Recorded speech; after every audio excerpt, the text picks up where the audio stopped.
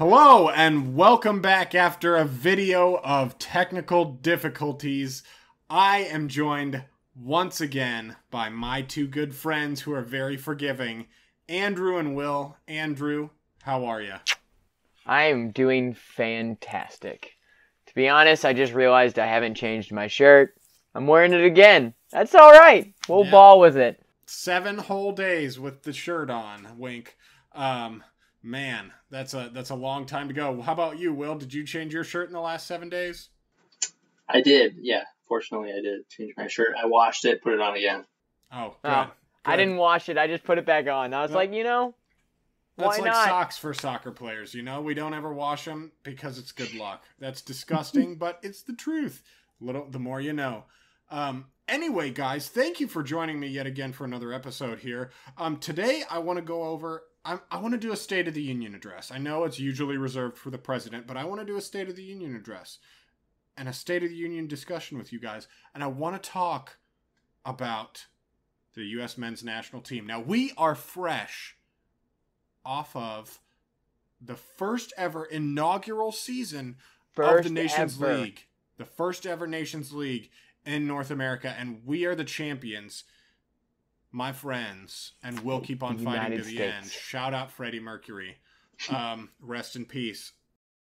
Hashtag Clint Dempsey and his "Where's my sunglasses?" Oh my gosh! Don't ever. Where's my sunglasses? Let's start off with that. That's the low point of the tournament, and let's never, ever, ever have Clint Dempsey's stupid self on another thing again. I love that so brother. Bad for Kate Abdo. He was a great soccer player, and we appreciate what you did for club and country.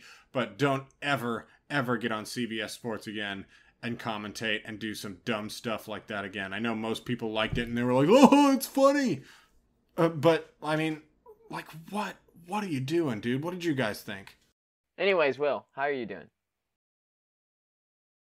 Feeling good as inaugural champs. I want to know what happened to that fan who crashed their set and just hurled himself over the rail. Security just let him go. Like, hey, you know, COVID restrictions, you got to fill seats somehow.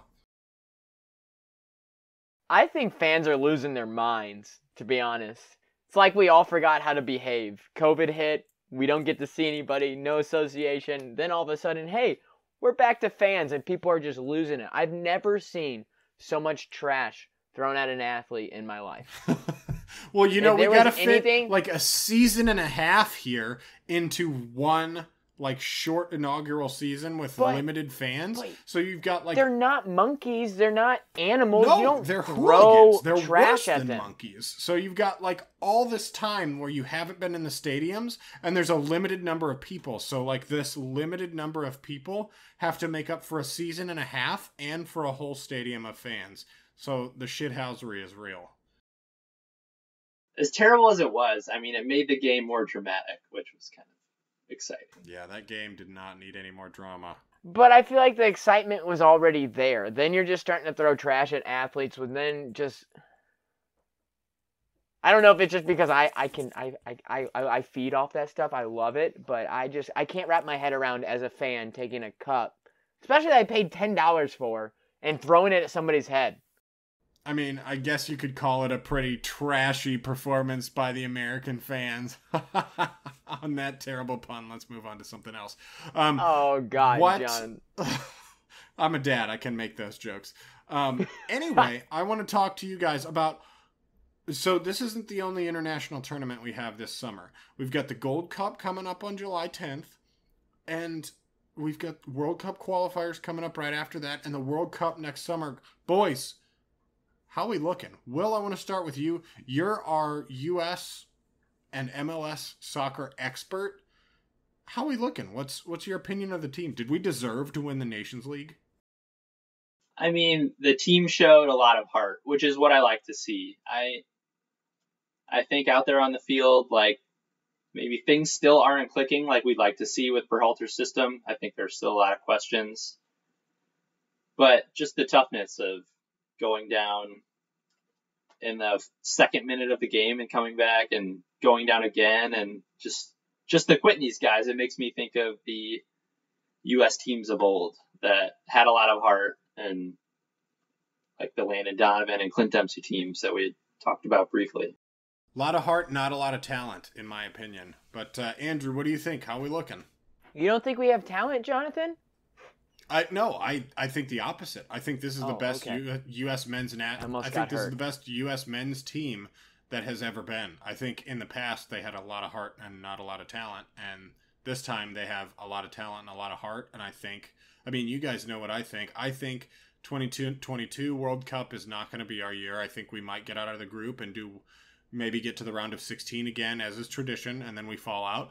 I think the 2026 World Cup on home turf, and with like all of our young players who are 20, 22, 23 right now in their primes, 18. I think that's going to be our year. 18, 16. There's a 16-year-old over at Wolfsburg at left back, which is like our worst position historically, and we have two young prospects, one at Louisville City and one at Wolfsburg, coming through the ranks to fill that position. We're looking good pretty much everywhere else, and everybody's going to hit their prime right at the same time. Yeah, I think we're going to be good, but I want to know more current. How, like, okay, let me phrase you this question, Will. I'm going to come to you again first. Is Berhalter the man for the job? And if not, who might be better than him that could be available come, the Gold Cup's a little soon, but who could be available come World Cup qualifiers, World Cup 2022, World Cup 2026? Man, I haven't given enough thought about who his replacement could be. I mean, Jesse Marsch comes to mind because he's doing so well. I know we could be so lucky. It's his dream job. He's come out and said. I just don't think he's the right man. He gets too cute with his system rather than just rolling out the best players and making them fit the system. Wholeheartedly agree. Yeah, Andrew, let's hear your thoughts, man.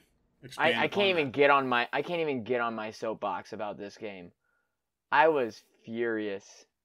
I'm glad we got the win, but I thought the lineup and everything was just horrible. Horrible. I saw this game as an opportunity. Okay, first off, let's rewind. U23, we lose the game to not qualify for the Olympics because we have some of the greatest players that are under 23 playing in a friendly versus Jamaica that we win 7-0. Cool. I wasn't mad about it. I was like, awesome. He is prepping for the now, which is 2022, right? We have young guys that are going to have to show up for the World Cup. For us to even get out of group stages, we have to have young guys be the guys, which doesn't typically happen for the United States. I'm like, okay. I took it with a grain of salt. I'm like, I know what he's trying to do. But then he comes out here and he rolls out Tim Ream. Are you kidding me? Freaking 34-year-old washed up left back. I don't even know what he is anymore. Then you have Brooks, who had probably his worst game ever. Who do we just play? Switzerland that we lost to? 2-1? I mean, Brooks, like, come on. He gave them the goal. Yeah, and it was embarrassing, too, that against Switzerland we lost with 2 goals by wingbacks. It wasn't even like... And you have Brooks, who is the tallest man on the field. Oh, don't even get me started. Then McKenzie, like, I haven't even seen McKenzie play. He played what? He played against Honduras. Mark McKenzie? Yeah, he was the right back, or the right center back against Honduras. I didn't like him then either. I didn't either. I agree. I don't think he's the starting right back. I think Berhalter, and this is the problem with Wait, John. I have one last thing since I'm already on it. Please. Acosta in the middle? Are you freaking kidding me? I think he had a relatively good game, though, against Mexico. He had a good game when they moved him back to left back for Tim Ream. He was probably our best left back we've had in a while. Ooh, so, yeah, I feel like Berhalter kind of gets bogged down in not picking the best players, but picking more local players, meaning players in the MLS, which a lot of other national teams do. similarly, I can't think of a good example of someone being left off the roster who deserve. I mean, I mean, other than Gareth Southgate bringing Ben White as opposed to like James Ward-Prowse or anybody else in the England squad, but that was a funny time. I liked listening to all the England fans rant and rave about bringing Ben White after the TAA injury. I'm just thinking, 2 games, Musa doesn't get any time. 2 games. He's still young. He's still green. But he chose the United States. He's going to be a defining factor in our midfield. And with Tim, or not Weah, who was out? Tyler Adams. With him being out, how does Musa not get the call? He played. He was a sub. Mm-hmm. He got to play a couple minutes. He did, but he's got a back injury. He's not really going to be starting. Yeah, he did. Recently. I think he was like more questionable for the Honduras game, and then I guess was more fit to be playing here. I was not happy. Yeah, I can see that. Yeah. So interesting point. I think that maybe. I hesitate to say it, but bringing back Jurgen Klinsmann or something like that. I want a German manager. I mean, the last 3 Champions League winners have been a German manager. I think Jesse Marsch is an excellent shout, Will. I think if he's done at the Pepsi energy drink run clubs, then I think he would be a perfect, especially long-term fit in the U.S. men's national team. He's great at bringing youth in. My next question, and I'll go to you again, Will, to start off with here. I'm just seconds today, Will. I'm just seconds. You are just seconds. Sorry, buddy. What do we risk bringing youth players in, like Caden Clark, like Cade Cowell, maybe to the Gold Cup, but maybe, Brendan Aronson, I think, has gotten some time as well. I don't know that he has anywhere else to go other than the United States, but do we bring in some youngsters and risk those in the FIFA World Cup qualifications for 2022 just to make sure that they can play on the U.S. men's national team going forward? What do you think? It's a good question. Because I know the reason I asked that is because I think Cade Cowell's been talking and maybe declaring for the Mexican national team, which would be, heartbreaking. We all know how I feel about him or felt about him in the early seasons. Mm-hmm. I wouldn't bring him to like World Cup qualifying when he's had no experience with the club, but I think Gold Cup would be a great experience, tournament like that where there's not much, the stakes aren't as high. Yeah. And are there any other, I just threw a couple of names out there. Are there any youth players that you would like bring along and make sure that they're United States representative or that deserve some playing time or, deserve to see what, to show their stuff and train with the national team? Yeah, absolutely. You said Cade Cowell yourself. I think Caden Clark comes to mind. Definitely. David Ochoa has Mexican nationality also. Yes. And he was the third string for the Nations League. I think he'll see some time in Gold Cup. I'm sure Andrew has some names he'd like to throw out. What about Paxton Aronson? That's exactly who I was thinking of. I think it's going to be beneficial for them to bring in some of that youth. Do I think for the qualifying games, I might have to agree on Will. That's a little bit... We already have a really young roster as it is. I think bringing in more youth just kind of mixes it up and makes it complicated more than it already is. So I don't think they get a call up for the qualifier games, but definitely for the Gold Cup. That's a prime example for them to bring up some of that youth. They may not play, but to be in training camp, to maybe get some minutes, it'd be very beneficial for players like Caden Clark and them to get in on the roster, be around the atmosphere, see what the guys like Christian are and Dest and Stefan, see how they carry themselves, how they practice, how they train, even just becoming friends. Like, the best way to overcome chemistry as a team is to know each other. Yeah, and hang out, be each other's buddies, that kind of stuff. Interesting. Interesting. My next question is, where are our problem areas? So that meaning, where do we need some sort of reinforcement? And I know I shouted out left back earlier. I think we need a left back. I think we need to figure out somebody to play in that position next to John Brooks, who can maybe be an offensive threat, but cover John Brooks whenever he's having a crappy day. Because he'll be coming up in 2026. In 5 years, he'll be about 33.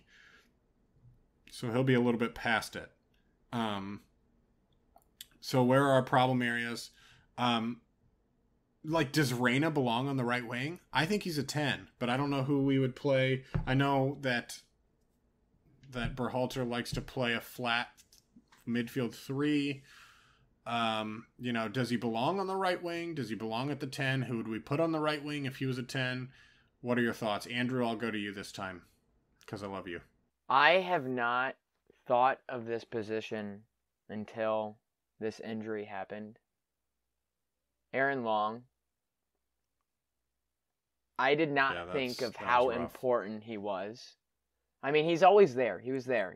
He's the guy that probably one of our best backs that's not playing overseas. Without a doubt. He was our best back statistically this season. He was averaging like 6 tackles and interceptions a game. He was having the season of his life. And he gets hurt. And until they put Brooks in that position, I did not realize how bad we have to address our center back position right now. Especially if we're going to play 3 backs. If you play 3 backs, I'm hating on Brooks tonight, and I apologize, but you cannot put a man that cannot defend 1v1 ever in the center. It's just not allowed. You're not going to beat any team in the top 20, even though we did, consistently. Yeah, I mean, I don't, for me, it blows my mind, and England has the same problem. If center back is your weakest position, why do you have 3 of them? Why are you using 3 center backs? You do that because then it allows you to stack the midfield, it and kind of clog it, and then your backs don't have to do as much work. So I understand the formation, but we don't have like a Fabinho or a lockdown, like a Fernandinho or somebody who can lock down that defensive midfield and play in front of the back 3. Why are we using 3 center backs? I think Tyler Adams is your guy that can do that. If you have Tyler Adams come in the middle, then you have Tyler Adams and Weston, both that are engines. I mean, those guys cover so much field. They cover so much field that you have both of them in the middle with who I want, Musa, in the middle. You are going, those guys are all under 25. Every single one of them. Yeah, I think that Tyler Adams and Weston McKennie are both 23. 22. And then 22. You got Musa that's 18. Right. So I'm sorry, but that is a lockdown midfield. They may not have the trophies and the Kevin De Bruyne status and the Conte, but that is a strong middle. So why is Miazga not getting options? Why is Miazga not in the center of defense playing right now? Chris Richards. Why Tim Ream? Will, what do you think? I mean, I know Andrew said center back is one of our weakest positions. Do you agree? What other problem areas do you see? Yeah, what stands out is the defense. It's the left back and the right center back if we're playing 4 in the back, which is what he's gone to most often. Not a whole lot of other questions. Definitely, not offensive skill. I do think we have a question now on, is Stefan definitely our number 1 goalie? Yeah, I don't know now. I'm kind of nervous. I mean, just lately, he's been like 1 big mental error per game or every other game. Yeah, he made one against Honduras that almost cost us the entire game. Thanks to Josh Sargent for making sure that it didn't. But Andrew and I talked about it in an episode that had a lot of technical difficulties, that it's really the match sharpness versus the quality of training debate. And we both went with the quality of training because Zach Steffen is training with one of the world's best teams in Manchester City, but it really shows the lack of match sharpness that he gets at Manchester City whenever he plays for the U.S. men's national team with those big mental errors. And I think David Ochoa would be a perfect candidate to come up and get some international time and some international experience playing almost every game at Real Salt Lake and getting that match sharpness. He might not have the best training facilities, true, but if we lock him down, he's a very, very young goalkeeper, and he's got great promise. And who's the Red Bulls goalkeeper that we play a lot as well? Well, Ethan Horvath just stepped up and had 2 miraculous games. Yeah, Miraculous. Ethan Horvath, I forgot all about him. He just put notice on Stefan.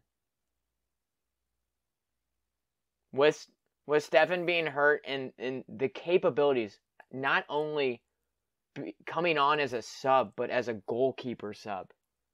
In probably the biggest game that anybody on that field in the United States has played in 4 years, 6 years.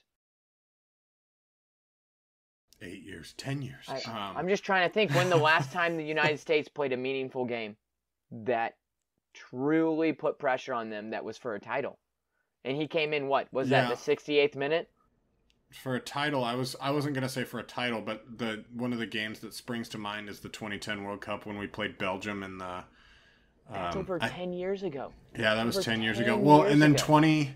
Half of them weren't even old enough Maybe that was to play 2014 when we played Belgium in the round of 16. There was the round of 16.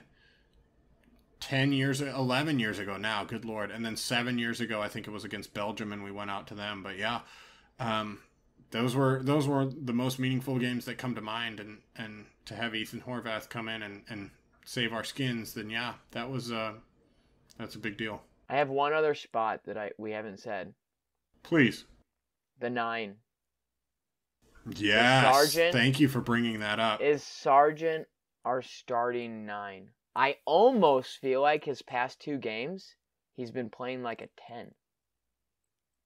Will, I'll go to you first. He's played defensively better than the opportunities he's gotten offensively. Will, go ahead. Please. Oh, man.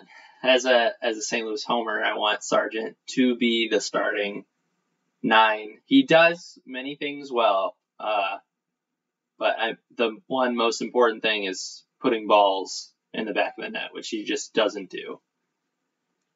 So I don't think he's the answer as your starting 9. He does a lot well. He defended, saved our butts on the goal line. He's awesome in the air. He's good link up play, but he's not good at like holding the ball up and playing through him. He's not real strong on the ball at this point. Can I just say that he's not good at scoring? Yeah, he's not good at scoring. Like he's like at the 9 position. Look at Robert Lewandowski at my favorite team, Bayern. What does he do best? He scores. He just broke the record for single season goals in the Bundesliga. We need somebody to score. Look at Lukaku. I think that's the perfect example of what the United States could potentially have in DK or even now Sibachu. Sibachu is who I was going to say. I mean, that dude is lighting it up. DK for sure in the future. Sibachu's 25. Use him now. I mean, DK does not need to go under Sibachu's wing because I don't think Sibachu's a good long-term permanent substitute there. And if we bring DK up and he proves himself to be a good striker and not like a Josie Altidore like flop where he scores every like 4th game or something like that, absolutely use DK. And I'm sorry, Will, I know you probably have better feelings for Josie Altidore than I do, but I mean, he's Sargent. You're a St. Louis homeboy. We love you. You grew up in Scott Gallagher. You play for Werder Bremen. You're probably going to go somewhere else, but you need to start scoring, boy. I mean, in the Bundesliga too. You didn't have a good season this year. You didn't have a good Nations League this year. You got to start scoring, man. We got to start seeing some production from you. We want the goals for you. We're trying, but it's got to happen. We can't just see Christian and Reyna run things from the wings or whoever. Aronson, Leggett, Musa if he plays that far up. Hey, I want to rewind real quick. Don't forget about Jordan Morris here. He's going to play an opportunity here after he gets off of injury. If Reyna's going to go to the 10, Jordan Morris is an option for the wing. I forgot about Jordan Morris. J-Mo. People forget about Morris because, Will, was that you that I was talking to about Jordan Morris the other night? Mm-hmm. I think people are forgetting that he's there. He's injured for at least another 6 to 8 months. His injury happened 2 or 3 months ago. Yeah, serious ACL injury. Yeah, he tore his ACL. Like, he's going to be out for a solid year, just getting back into club shape. Then he's going to need another year of playing soccer and getting his feet back under him. But that doesn't even put us halfway to 2026, which is truly our goal, what we're saying. Yeah, when we have home turf. In 2026, Jordan Morris is 32? Maybe 30? Somewhere right in there. He's my age, 27. Something. So that's one of your leaders that people keep forgetting about. The United States have so much talent and depth in areas that are attacking that I think our biggest question marks are defensive line. Yeah. And Dest has been scaring me. As well as the coach and what our best formation is to utilize those offensive players. So, guys, we have one more. I'll ask you this question, and then we'll end on one more question. Who's the starting striker for the United States?